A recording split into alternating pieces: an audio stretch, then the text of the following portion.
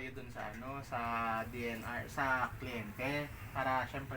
Tapos, ang mangyayari niyan, sir, kakausapin ko rin May sila laban ng sa MVP. ano, kung merong accommodation doon. Kasi mahirap naman kung 'di ba, magsushoot kayo tapos uuwi pa kayo, papagod kayo noon. Importante kung saan ginanap yung activity, yan. Kukunan natin ng ano yan, yung establishing shot ng lugar.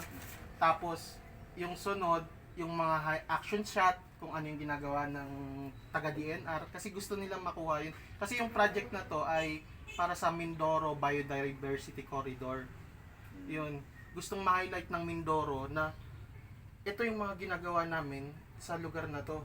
Yung DNR, ito yung gusto naming maipakita. Ito. Kasi, ayun nga, pinopromote nila yung ano, yung biodiversity dito sa Mindoro. Ganun yung ano nila. So maraming shooting days to.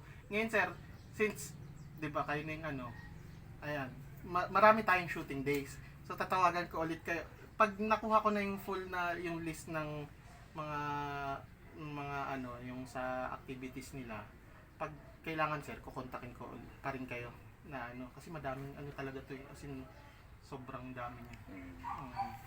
So ayun, yung ngayon nga ano pa lang community mapping tsaka workshop yung mga pinano nila sa akin kung kailangan pang kunan yung Ibig sabihin sir, sa madaling salita, DNR ang kasama.